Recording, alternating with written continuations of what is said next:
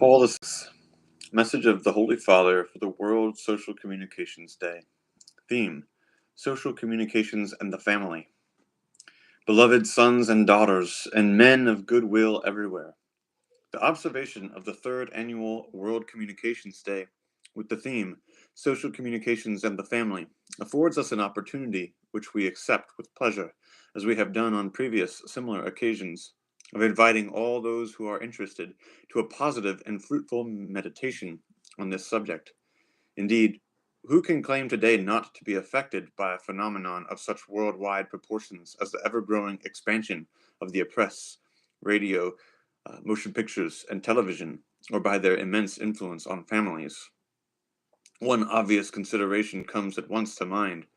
The instruments of social communication have now penetrated into the very heart of the family circle. They influence people's timetables, they change established habits, they form the subject of conversation and stimulate discussions. Above all, these instruments have an impact on the psychology of those who use them. This impact, at times truly profound, is exercised over the emotions and the intellect. It extends to the moral as well as the religious spheres. There is hardly a news item or matter of discussion, one may almost say, that is not brought within the family circle by means of the printed page or an audiovisual means, so that it can influence the conduct of one and all, awakening the most diverse reactions. The advantages of this new situation are undeniable.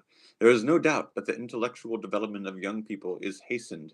Their cultural heritage is enriched.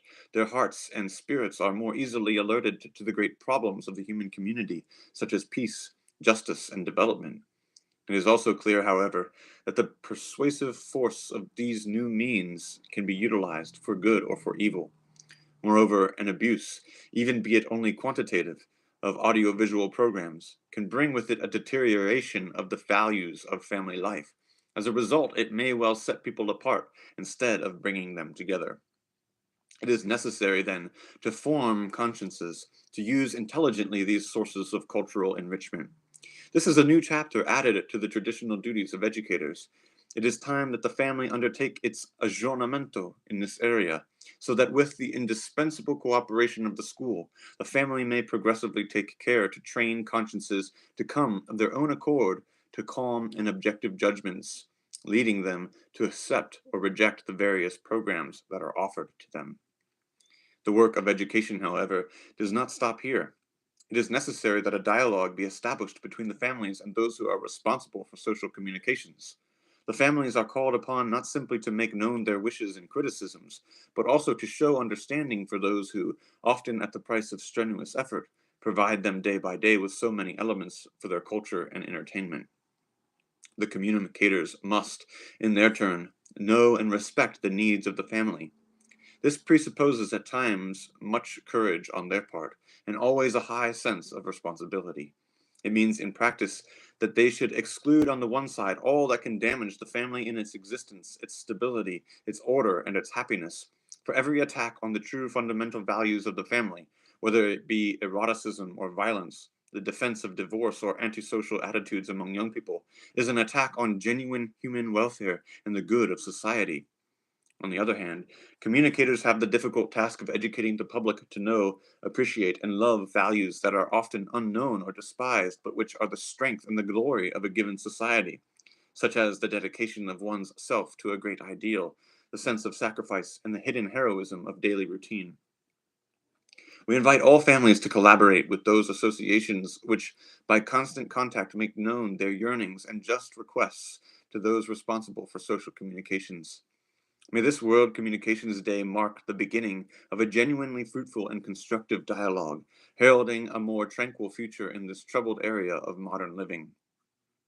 The question of the presence of Christians in the professional world of social communications now calls for close consideration. If there is a sector of present-day life where this presence is especially necessary and desirable, it is surely that of social communications. Families should not be deterred by any misgiving they might have when one of their members wishes to embark on such a career. Evil that is much more publicized than good is not bound up with one particular profession more than with another. Thank God, in the world of social communications, no less than in others, there are shining examples of moral living both in professional and in family life. There are those in the world of journalism, the theater, and the field of motion pictures who live out their faith in God in the calm and conscientious exercise of their profession. The very history of Christianity teaches us that the force of evangelical leaven increases rather than diminishes in proportion to the difficulties caused by one's environment. The evangelical leaven gathers force by vivifying and transforming an environment. Young people who have received a solid moral and religious formation and who are inspired by a genuine ideal are therefore to be encouraged to engage in the different activities of social communication. A realistic appraisal of the situation leads one to see that the influence of these techniques, far from being lessened, will be on the increase in the society of the future. Nothing should be left undone in order that this influence have a positive effect on every family. We hope that our voice on the occasion of this World Communications Day will be heard in every country to encourage good production in the field of social communications, to enhearten those who employ these means in the service of family life, and thus contribute towards a happy future for the great family of mankind. From the Vatican, 7th of April, 1969.